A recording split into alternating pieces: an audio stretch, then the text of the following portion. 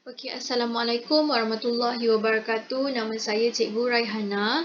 Hari ini saya akan meneruskan pembelajaran kita dalam bab 5 iaitu rangkaian dalam teori graf. Okey, seterusnya standard pembelajaran 5.1 iaitu mengenal dan menerangkan rangkaian sebagai graf. 5.1.2 membanding bezakan graf terarah dengan graf tak terarah, graf berpemberat dengan graf tak berpemberat. Okey.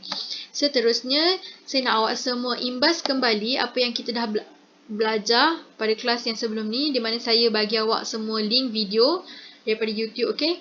Yang pertama, kita ada pasal bucu. Bucu adalah macam ni kan? Macam ni. Ini bucu. Ini bucu. Kemudian, yang kedua adalah tepi. Tepi pula adalah satu garisan yang menggabungkan dua bucu. Kemudian yang ketiga adalah bilangan tepi. Bilangan darjah. Bilangan darjah adalah formula dia. Darjah sama dengan 2NE. Maksudnya, awak nak kira bilangan darjah, awak kalikan je bilangan tepi ni dengan 2. Nanti awak dapat bilangan darjah berapa. Okey, macam tu. Seterusnya, apakah maksud berbilang tepi dan gelang pada graf? Okey. Berbilang tepi ni, dah nama pun berbilang tepi kan? Maksudnya dia ada tepi tu dia banyak lah. Kemudian, dia melibatkan dua bucu. Sama macam tepi melibatkan dua bucu. Cumanya kaitan antara dua bucu tersebut dinyatakan melalui lebih daripada satu tepi.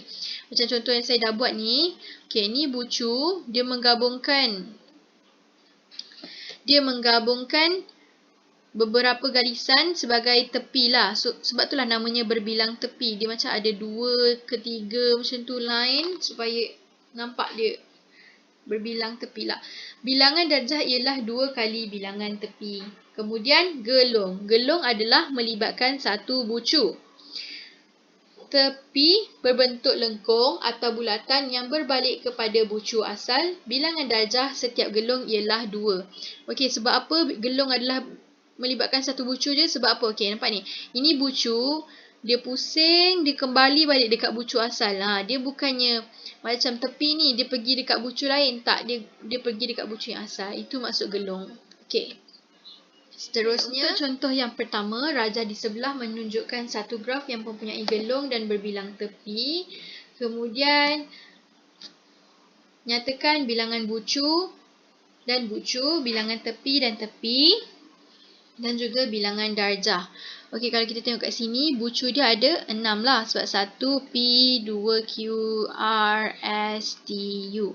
Okey, so yang A ni, V dia adalah curly bracket, P, Q, R, S, T dan juga U. Okey, so bilangan bucu dia adalah 1, 2, 3, 4, 5, 6. Kemudian, tepi dia pula adalah, kita tengok kiri kita. Tengok satu-satu. Ini tepi yang pertama, PQ. P ke Q. Kemudian Q ke R. Q ke R. Kemudian Q ke T. Q ke U. Kemudian R ke T. R ke S.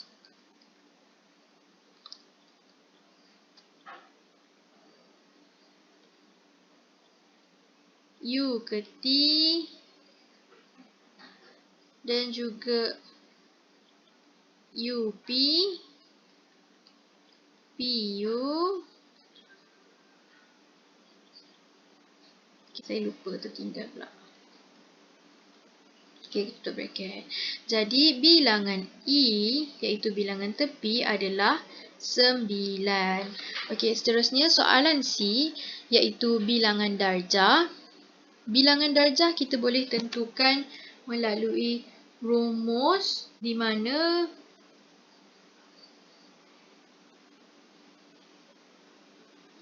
bilangan darjah sama 2 kali bilangan N. 2 kali bilangan tepi. Maksudnya sekarang ni 2 darab 9. Jadi dia punya bilangan tepi adalah 18. Okey, untuk contoh yang kedua, awak kena lukiskan satu graf mudah mengikut maklumat yang diberikan. Di mana sekarang ni kita ada bucu dia 1, 2, 3, 4, 5. Okey, awak plot lah katakanlah 1, 2, 3, 4 dan 5.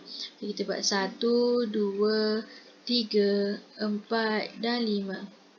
Kemudian dikatakan dekat sini 1, 2. Maksudnya 1 ke 2. 1, 2. Macam itulah. Sekejap.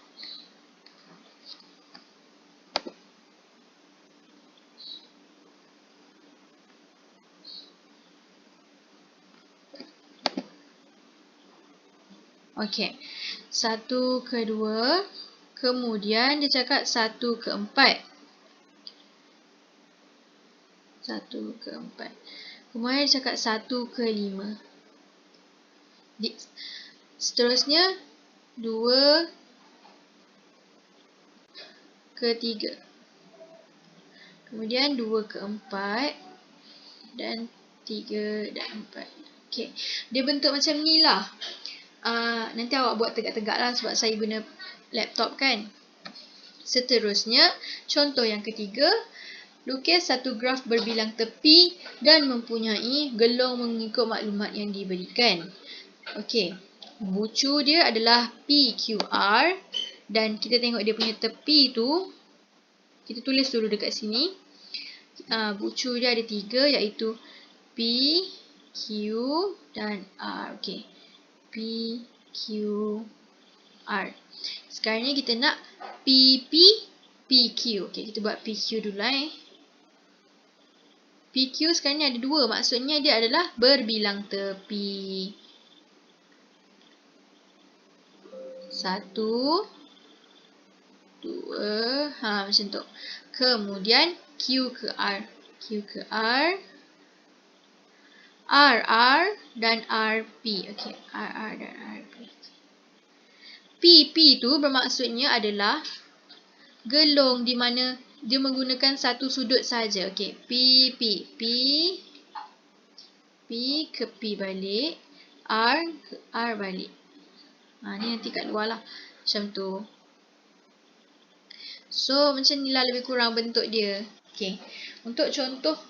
Okey, untuk seterusnya, tahukah anda graf hanya boleh dilukis sekiranya bilangan darjah adalah genap? Sebab apa saya cakap bilangan darjah adalah genap? Sebab kan saya cakap tadi, formula untuk bilangan darjah, rumus untuk bilangan darjah adalah 2 kali tepi. 2 kali bilangan tepi. Bermaksud kalau 7 sekalipun bilangan tepi kita, bila kita darabkan dengan 2, kita akan dapat 14. Apa-apa yang berdarab dengan 2, kita akan dapat nombor genap. Okey. Yang seterusnya adalah graf terarah. Kalau graf terarah, dan nama pun terarahkan, maksudnya dia ada arah daripada satu bucu ke satu bucu. Katakanlah ini bucu A dan ini bucu B. Kemudian ada satu tepi yang menggabungkan dia. Okey, katakanlah A ke B. Maksudnya anak panah dia ke sini macam tu. Kalau daripada B ke A pula, anak panahnya macam ni. Okey.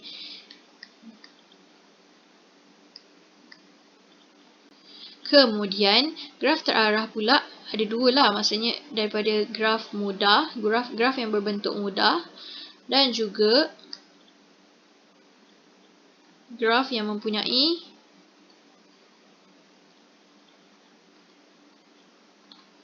gelong dan berbilang tepi.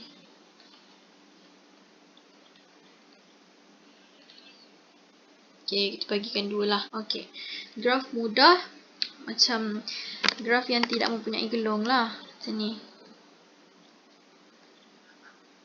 Sudut A, sudut B, sudut C, sudut D.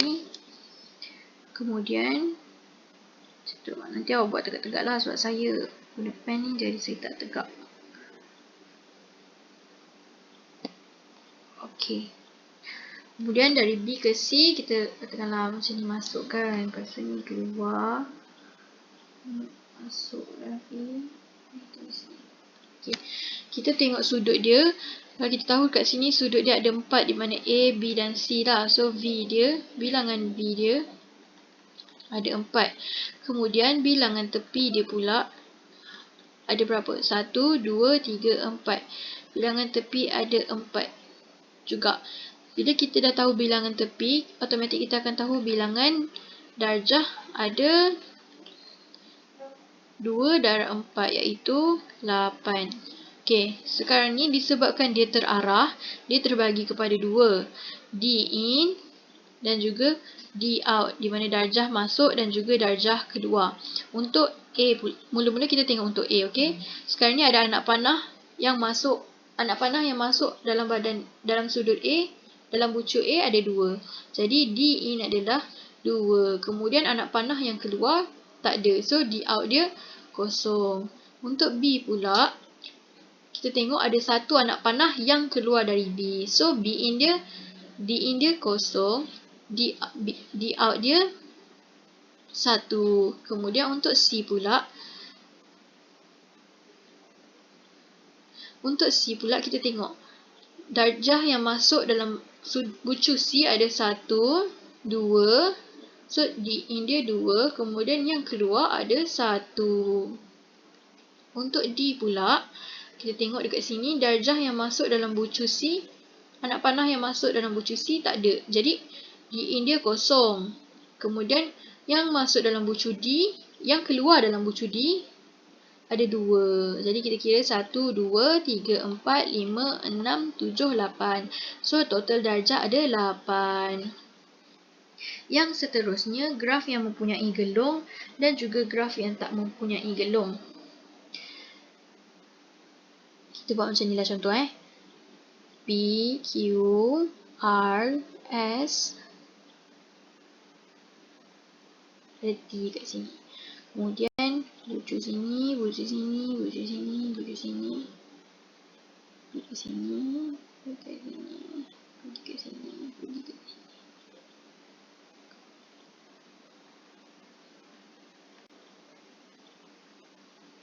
Okey, macam tu. Kemudian kalau terarah, dia masih ada anak panah kan tadi saya cakap. So macam ni, macam ni, macam ni, macam ni. Okay. Kalau gelung, dia akan ada 2 anak panah lah biasanya. Yang masuk, yang bersilang tepi akan ada 2 anak panah lah. Yang masuk dan juga yang keluar.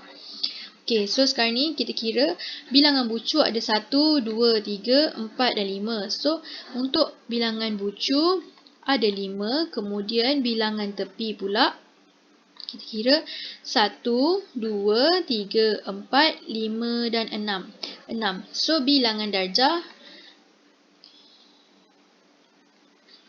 ikut formula 2 darab 6.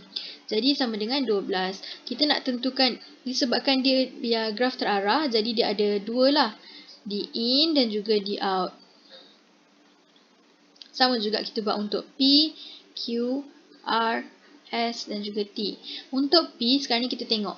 Untuk P, anak panah yang masuk ke dalam bucu P ada 1. So D in 1. Kemudian anak panah yang keluar daripada bucu P ada 1 juga. So 1. Untuk Q pula. Q, anak panah yang masuk ke dalam bucu Q ada 1, ada 2, ada 3. So 3. Kemudian yang keluar ada 1. R pula, anak panah yang keluar daripada R ada 2. Yang masuk tak ada. So R kosong lah D in dia. Kemudian R D out dia ada 2. S pula, anak panah yang masuk ke dalam bucu S ada 1. Anak panah yang keluar daripada bucu S ada 1 juga. Dan T pula, anak panah yang keluar sahaja ada 1. Anak panah yang keluar dan anak panah yang masuk ada 1. D in, 1 D out. So 1, 2, 3, 4, 5, 6, 7, 8, 9, 10, 11, 12. So bilangan darjah ada 12. Macam tu. Kemudian graf yang tak terarah. Graf yang tak terarah pun sama juga, terbahagi kepada dua, iaitu graf mudah dan juga graf yang mempunyai gelung dan berbilang tepi. Okey. Graf mudah, graf yang mempunyai gelung dan berbilang tepi. Okey, graf mudah macam biasalah kita buat graf mudah.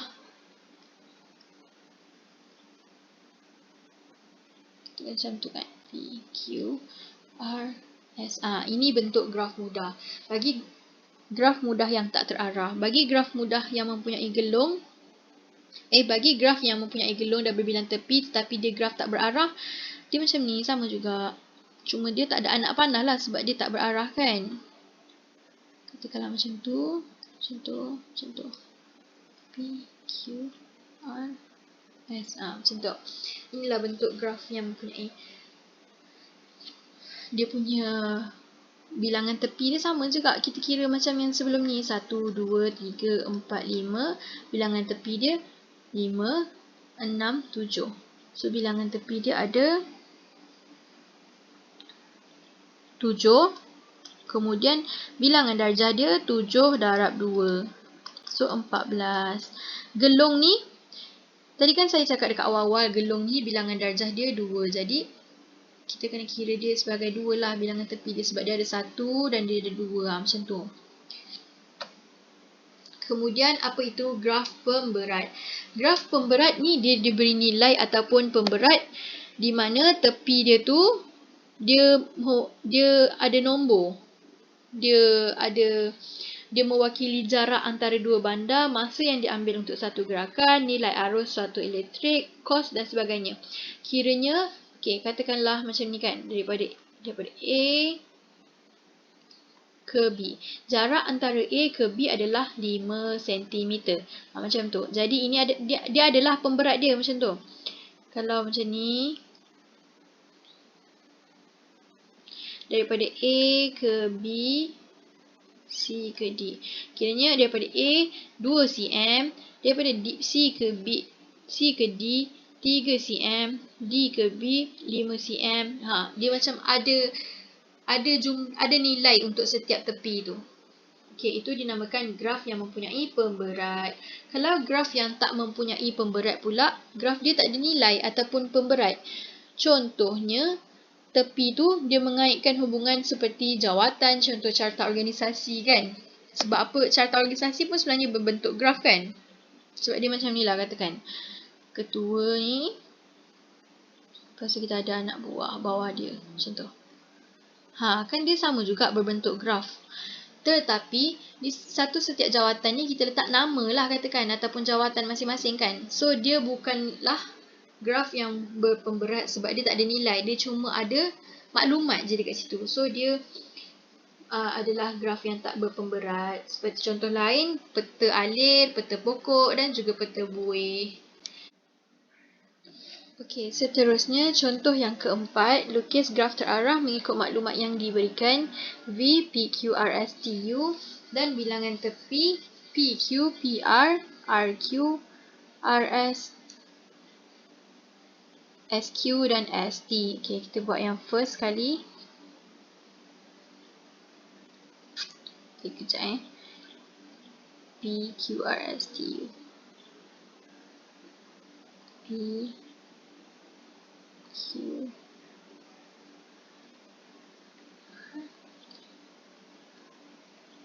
macam itulah katakan. Kemudian, kita tengok P ke Q, Q ada ke R, Q ada ke S.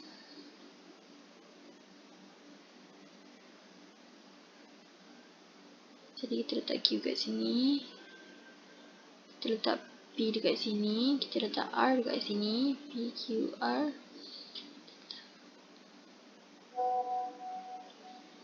S. T dan juga U. Okay, so P ke Q. P ke Q. P ke R. P ke R. R ke Q. R ke Q. S ke R, S ke Q, S ke T. Okay, so bentuk dia macam ni lah. Kurang. Kemudian dia cakap mempunyai satu gelong pada bucu Q dan RS ialah berbilang tepi dengan keadaan ada satu gelong pada bucu Q. So, maksudnya ni ada satu bulatan kat sini. Okay, macam tu lah. Katakan. Ini kita letak luar lah Q ni. Sekejap.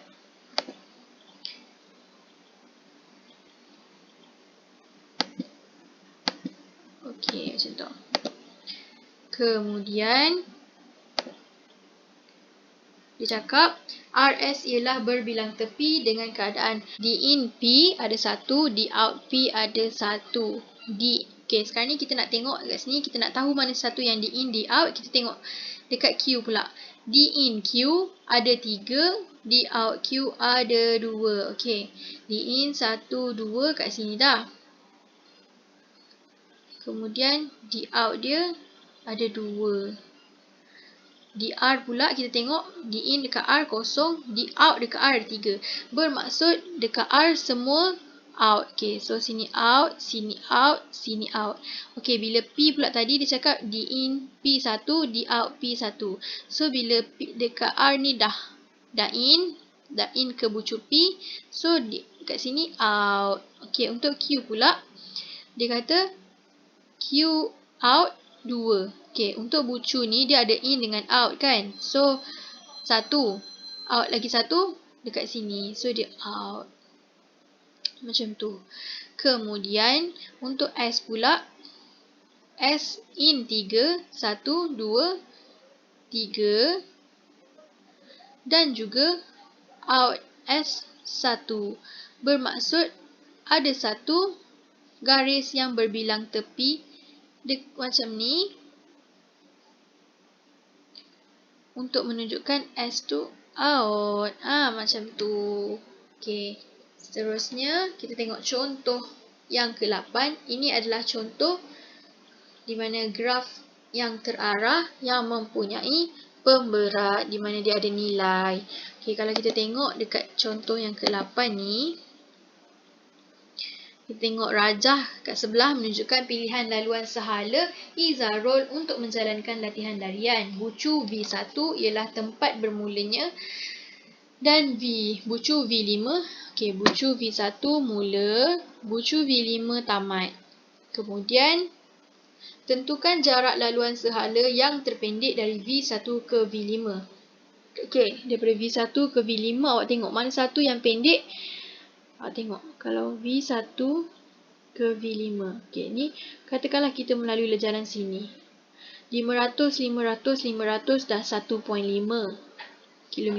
Jadi dia banyak. Jadi kita gunakan jalan yang di mana? Sini, sini. 600, 500 pendek. Paling pendek lah 1.1 km. Okay, macam tu. Buat dia macam ni lah.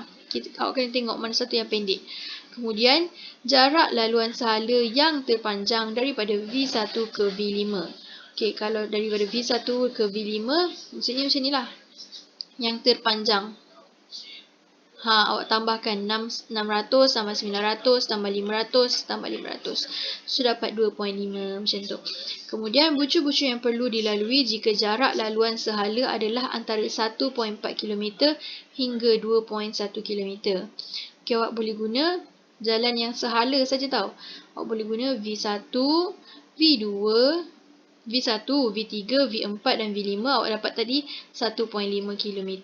So, dia lebih daripada 1.4. Boleh masuk. Ni. Yang ni lah maksudnya. Kemudian, awak boleh guna V2 ke V4 ke V5. Di mana dia satu hala je lah. Macam ni. Ini, sini. Dia akan tamat. So, V1, V2, V4.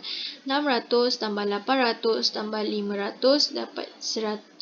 6, 5 dapat 1.6 km. Okey, sekian saja kelas saya pada hari ini.